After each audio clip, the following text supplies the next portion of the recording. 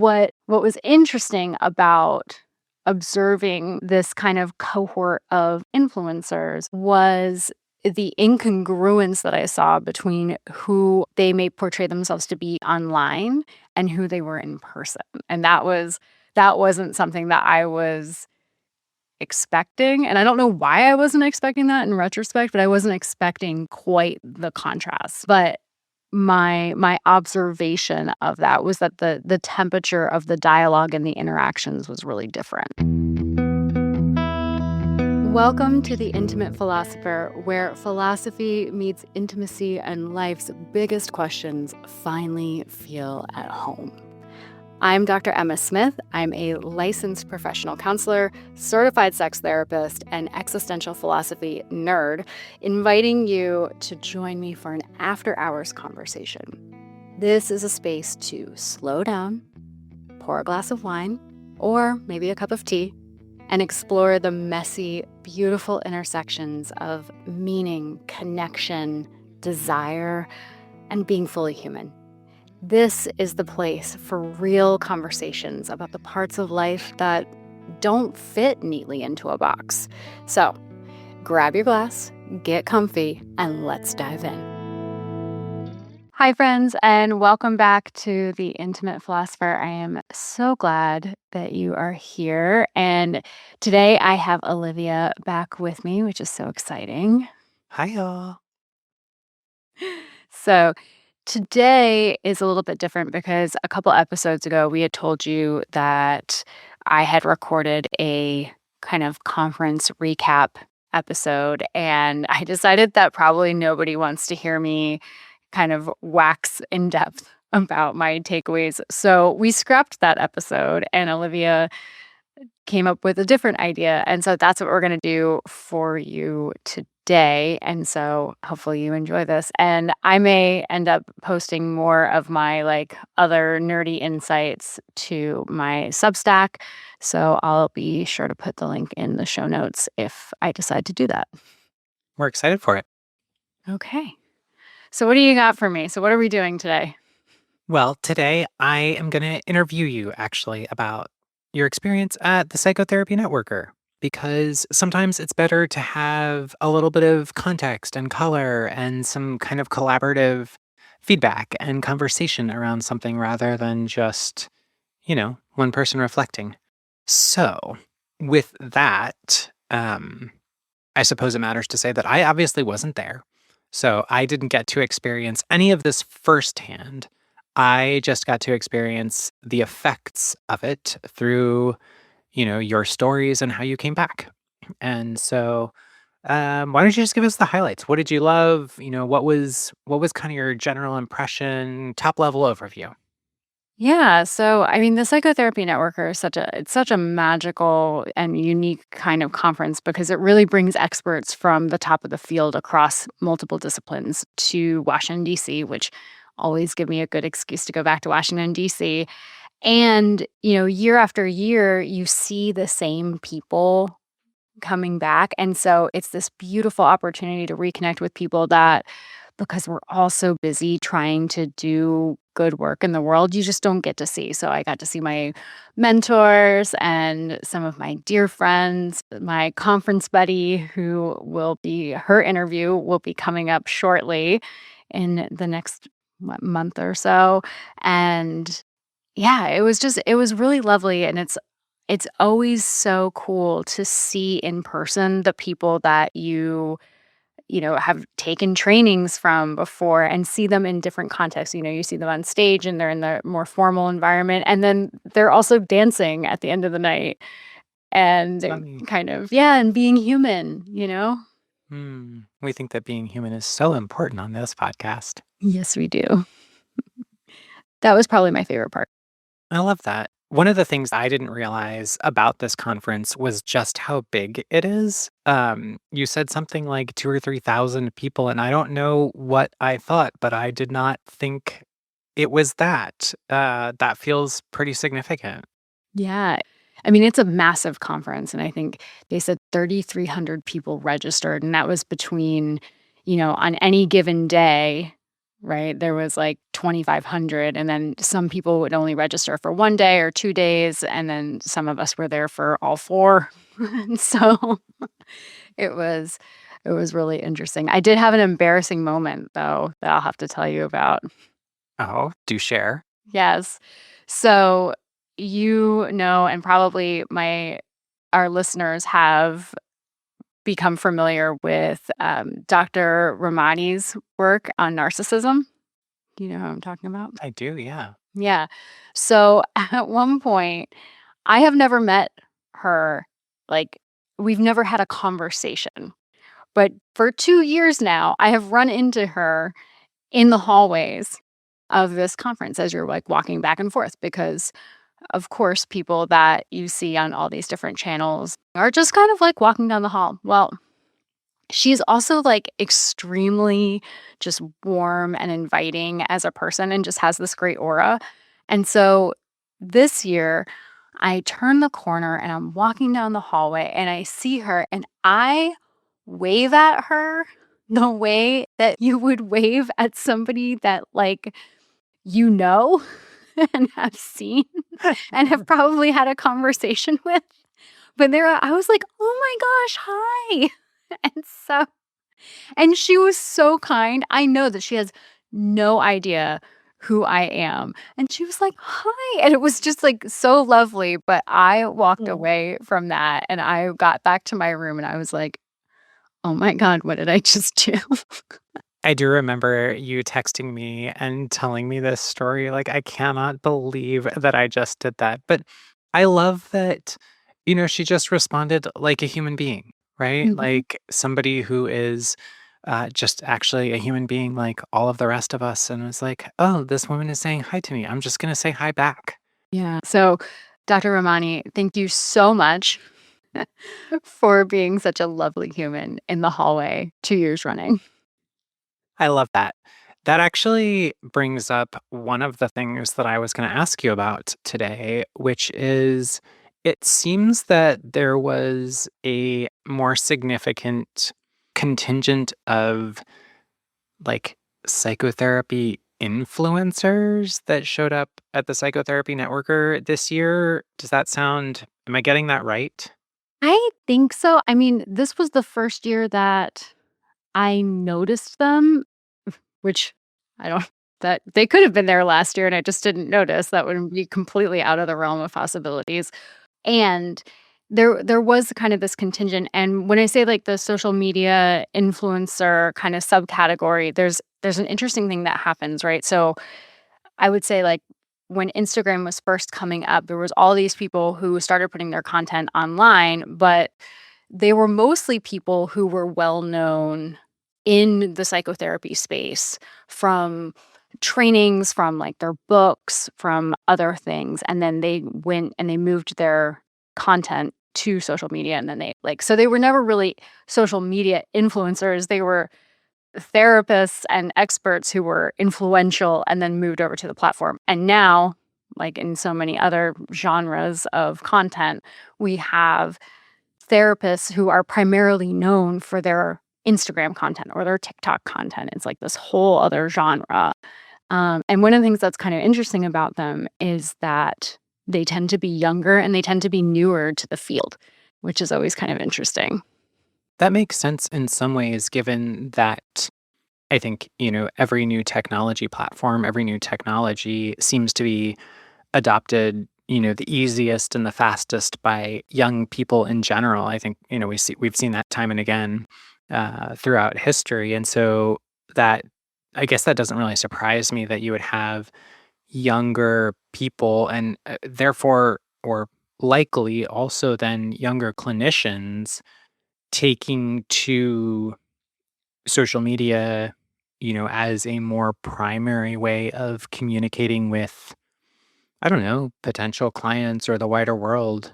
And I imagine that that has some really great things about it. And I also imagine that there's um, potentially some really negative things about that. I wonder, how did that show up at the Psychotherapy Networker?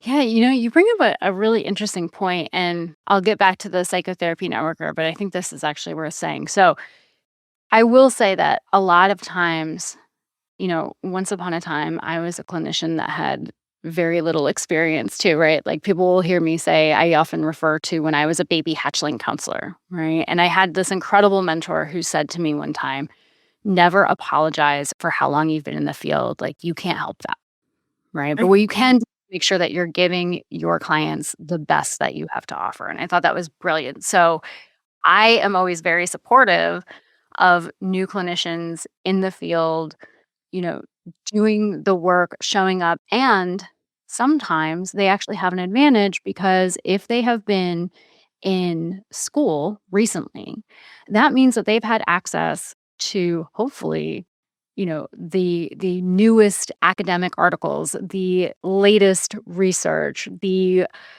state of the art in terms of techniques and assessments and what we know, right? Yeah. So like, yeah. So in some ways it can be a really great thing. Um, what what was interesting about observing this kind of cohort of influencers was the incongruence that I saw between who they may portray themselves to be online and who they were in person. And that wasn't something that I was expecting, and I don't know why I wasn't expecting that in retrospect, but I wasn't expecting quite the contrast. Yeah, that's interesting. As you say that, I'm thinking of my friend Susie, who is a physical therapist and had a what became a wildly popular Instagram platform while she was still a student in PT school, and she is exactly in real life as she is on the internet, which is I think I would have expected more of the same, kind of in your reaction of, oh, these folks are potentially very different in real life than they are online. How did that show up? One of the ways I think it showed up was in what I had observed as kind of this, like, holding court space. Yeah, where, like, the conversation is unidirectional, where people are effusive in their compliment of, this person or these people. I mean, like, kind of in terms of, like, celebrity, but in contrast to some of the other people that, I saw and have seen over the years, there wasn't waving back, right? Like, I'm over here talking about Dr. Ramani and being like, "Hi," and she's waving back, and this did not appear to be the case. Now, of course, I wasn't waving at them, but my observation of that was that the temperature of the dialogue and the interactions was really different. Hmm, that seems kind of sad. Yeah, it was at least, to me that was really curious because it seemed like an incongruence between like what or how people show up in this space, because I think one of the things that is so interesting is that they do show up seemingly very authentic in these spaces. These spaces being online. Yes. Yeah. Okay. When they're doing their work, on Instagram, on TikTok, wherever they're showing up, that they do appear like very earnest and very committed and very sincere.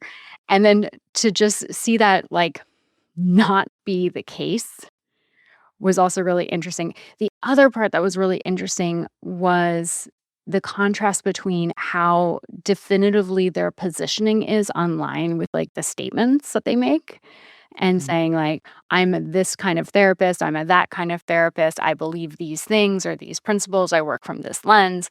And then being live, in person and just kind of regular dialogue and having this kind of lack of identity in real life was really interesting. And so, I don't know. I don't know what to do with that, but I think one of the things that I have felt over the years is a lot of pressure to be more present in the online world and try to figure out how to crack this algorithm. And for some reason, seeing the contrast of them in person versus online was very freeing. I was like, "Oh, I don't that's not me, and I'm not gonna do that, and I'm not gonna be that." Mm. And if I'm thinking about it, this isn't the first time this has happened to me either, No? actually. No, a couple of years ago when we first came to Nashville, I had to take a suicide prevention training. And I remember finding out that this person who had a pretty big following and who I had interacted with online was also going to be there. And I was like, oh, that's so awesome. Like, I can't wait to meet this person. And, I go up and I'm like, hi, I'm so and so. We've interacted. Love your content. Da, da, da. And it was like, being transported back to 7th grade where you're like the new girl with your little tray, and saying like, "Hi, can I sit here?" And the person just, like, looking at you and being like, "No, why are you speaking?" And it was wild to me, and, like, who knows?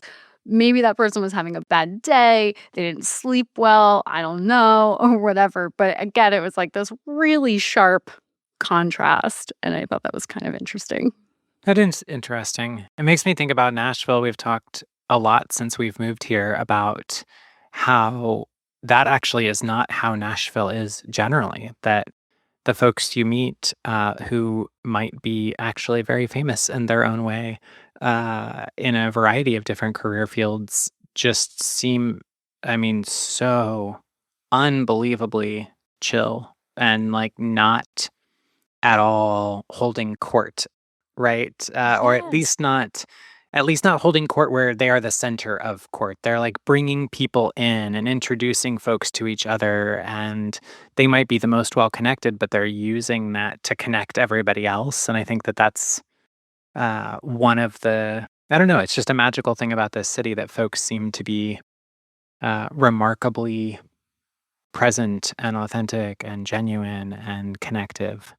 That certainly has been our experience. I mean, I think that it's so funny that there are people like, we just had this experience a couple of weeks ago where you and I went to this event and we saw somebody who I think we would both consider to be a friend performing live on stage, like, kind of in this very casual way and, introducing songs that he's written and, you know, and then being like, "Oh, yeah, like, this one won a Grammy, and this one was recorded by this famous person. This one also won a Grammy. This was also recorded by some other famous person." And I'm sitting there next to you going like, "You know, you just never failed to you always what?" Yeah, we've hung out how many times now, and we would never have known any of that because it just never came up. It was never like we know he's a songwriter and that he's, worked with some, some big country artists and but that was the extent of how much she had said from this like lens of, as an outsider to that world, I think we were both kind of a little bit starstruck in that moment like, "Whoa." But in person and even at that event, once he was done playing, it was just like, I think the thing he said was, "Have you guys ever been to, like, one of these, writers' rounds or whatever?" And, he said, "No." And he's like, "Ah, I'm sorry it was so short and we didn't get to do that much," right? Like, just this, um, I don't know, I just thought it was kinda magical. Yeah. Yeah. Yeah. So you're right. Like this, maybe one of the things that is so jarring is that in my experience of meeting really incredibly accomplished, wonderful people, in my experience, there has been a lot of instances of tremendous humility and personability that kind of goes along with that. And so when you don't find that, and I'm not somebody who fawns over, like, celebrity, and so I think that it can be very jarring to go like, "Oh, oh, wait, am I supposed to not just treat you like a person?" Like, and so it was it was very interesting, and I'm sure I'm off on my own little tangent now, but you're right, like, that has been so different than our experience in Nashville, for sure. Yeah, I can see how that would have been jarring at the conference. I imagine the only people that you fangirl over are people who have written many, many, many peer-reviewed papers that are relevant to your field. And even then, The the one that comes to mind that I know that I did, and unapologetically to the point where the Secret Service was like, "Ma'am, calm down," was, Ruth Bader Ginsburg. wow, Yeah, wow, that seems yeah, fair. yeah, I got to sit a table in front of her at this gala in DC, and it was so cool. In the presence of greatness. All right. Well, let's go back to the Psychotherapy Networker, where you had a fairly significant, moment, a pivotal moment, a powerful moment, something that was um, pretty hefty for you, I think. Yeah, so, I don't know who started the lie, the rumor, if you will, that therapists have it all figured out because we don't. And I think, most therapists, if we're being honest, get into this field because they had their own work to do, right? And so one of the things that happens when you're at these conferences is, you'll be sitting in a session going like, "Oh, this is so interesting." And then all of a sudden you're like, "Wait a second. Uh-oh. Uh-oh. They're talking about me." It's Right? me. I'm the problem. It's me. Yeah. Yes. And in this case, it was actually my friend Corey, and she was giving this brilliant talk about trauma, and she was also talking about high masking autism, and it was just fascinating. But there's this one slide that she has where she's talking about basically neurodiversity and like how certain things will present on one side, and then trauma, or what she calls high functioning trauma, on the other side of this slide. And it is reading like a checklist of things that I do. And I'm like, what is that? What do you mean people just walk into rooms and don't start scanning faces? What are you talking about? And it was this really jarring moment because it was a time where I had to, in the front row of this thing, because of course I was there to support my friend, right? So, Yay, supporting your friends. yay, supporting our friends, not a little less yay for uncovering a wellspring of content to unpack in your own therapy once you get home. But I was there and, getting hit with this thing and realizing, oh, there are things that I have come to understand as maybe talents or, abilities that actually have some pretty dark roots. Right. And this isn't the first time that this has happened to me, but it was like, 15 years into, or gosh, I mean, I enrolled in graduate school for mental health counseling in like 2009, 2010, right? So like I've been around this a while now. Yeah. To be this far in to my career and working with things and then going, but wait, there's more, of my own unpacking was like, uh, okay, well, that's going to be another deep dive into some painful stuff, and it was, uh, yeah, it kinda rocked me a little bit in ways I didn't expect. Yeah, you came back kind of bare, raw, Mm, like emptied, tired. yeah, all of the above, I think, for sure. Although, I do have to thank you because so my listeners don't know this. Yeah, it's coming. I do. Okay. So at the beginning of the year, we usually take time off between basically Christmas and New Year's. And you and I went to a coffee shop and we went and we sat with a year long calendar and mapped out travel and everything else. And friends, Olivia said to me, "Hey, I want you to take 2 days off when you get back from each of your conferences." And I said, 2 days? Like, come on. I mean, this already messes up people's schedules and I just don't think that's necessary. And you said, I think I said something like, "You should trust me on this," because, as it turns out, I was actually around last year when Emma also went to conferences and came back. And one of the things about Emma that will surprise absolutely no listeners of this podcast is that she takes things very seriously and feels them very deeply.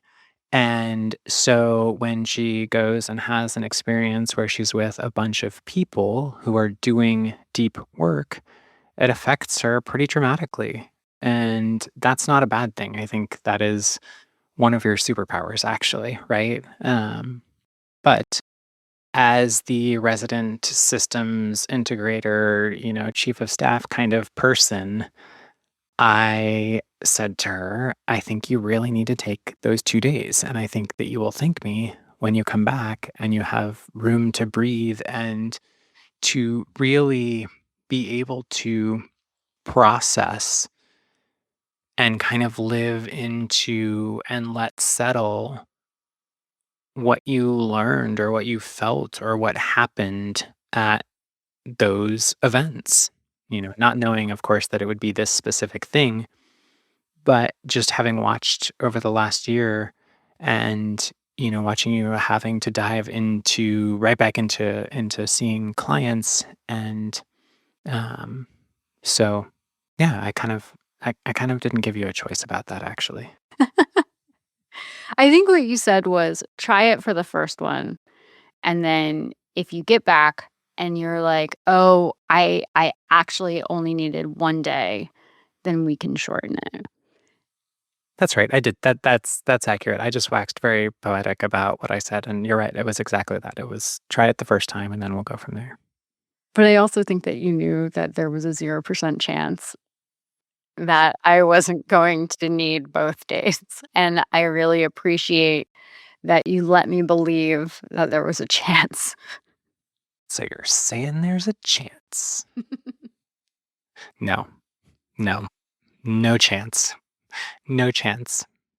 Well, I am lucky to have someone who will tell me, hey, as the person who gets to live with you on the back end of these experiences, please take 2 days off. Yeah, So, yeah. Yeah. I did a lot of travel last year. That was wild. I'm not doing that much this year. and I think we feel very lucky to have a setup that allows you to take some time after your big events. 100%. 100%. All right. So I guess that leads to maybe one last kind of question, which is, you talk about this deep work that you're doing and kind of the importance of that and dealing with that and kind of how significant that can be. Um, and I think that's actually the work that you do with clients too, and the work that you want to do is this kind of deeper, more substantive or hefty work. But I want to bring it back to the influencer conversation a little bit. And um, one of my coaches at one point said, if nobody knows what you're doing, you can't help anyone. Right? It doesn't matter how smart you are or how good you are at your job. If nobody knows, you can't help anyone. And I wonder what's the tension between, or how do you find a balance, or is that even the right word between, I don't wanna just generate content for Instagram. I don't wanna have this kind of Instagram therapist persona or perspective. And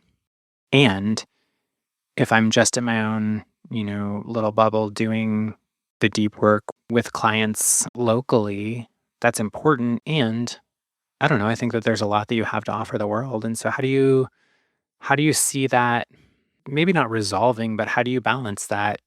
Yeah, it's such a good question, and it's something that because I mean, I don't just play around in the gray space. I feel like I live and breathe and exist in the gray space, which does not fit very well into, 15-second or 30-second sound bites. And I know that reels go longer, but if you look at how long people actually stay on a reel, I mean, it is like if you can get somebody to stay for a full 15 seconds, you're doing something exceptionally well in that regard. And so I'm just like, oh, I give up. Like, that is never I am never gonna say the fullness of what needs to be said or what deserves to be said about anything other than, like, no is a complete sentence, right?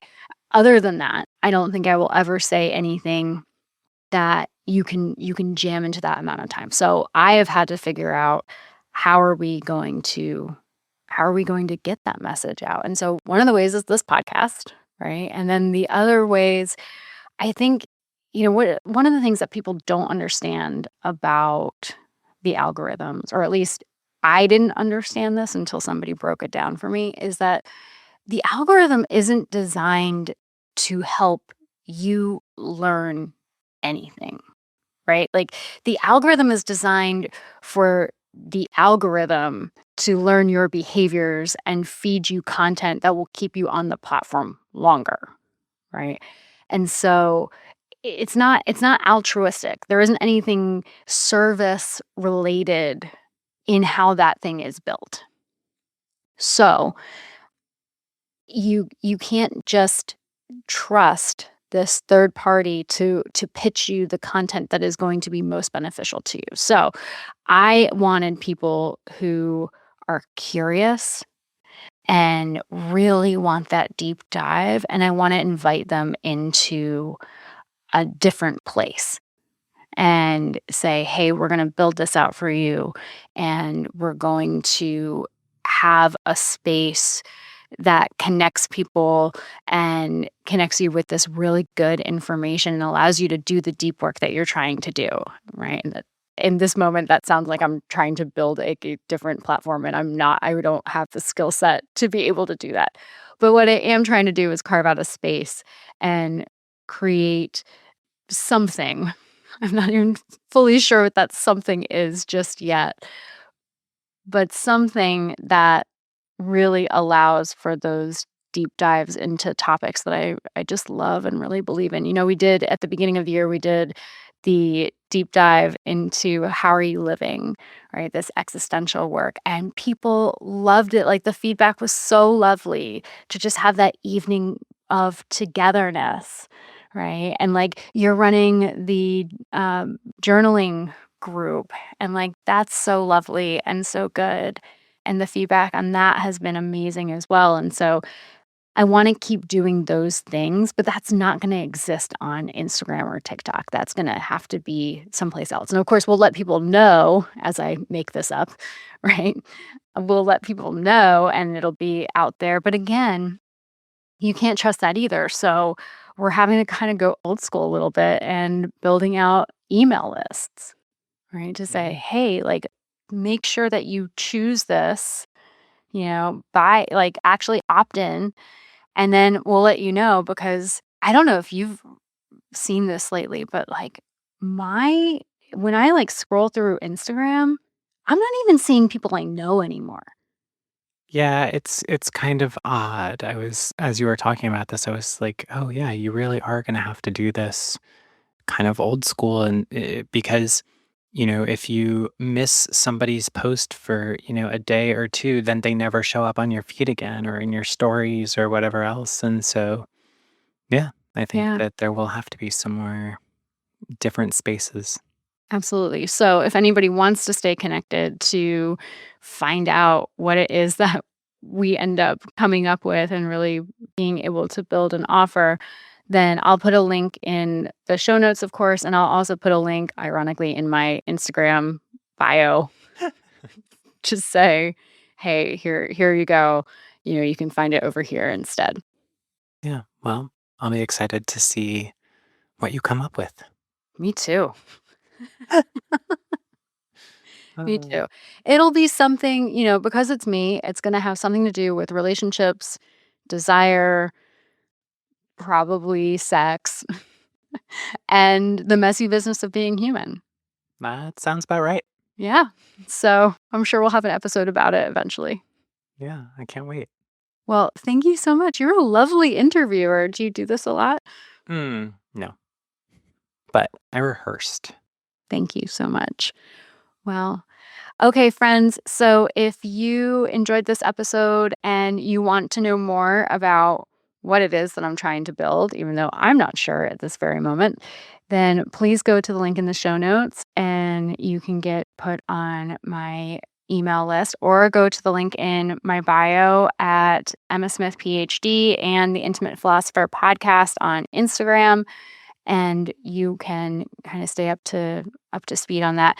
And as always, like, I'm not going to share your email. I'm not going to sell your email to anybody, right? Like, I don't even know how you do that actually.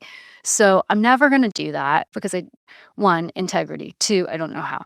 And I will I will keep in touch with you and let you know what I'm building, because if you like the deep dives and the nuance and the gray space and figuring all this stuff out together, then I want you in whatever it is that I'm building. Right. So thank you so much. And yeah, we'll see you again soon. Bye. Thank you so much for joining me for this after hours conversation. If something in today's episode made you pause, get curious, or see yourself a little more clearly, share it with a friend and keep that conversation going. Until next time, keep exploring that messy, beautiful space between meaning and being human. I'll see you next time.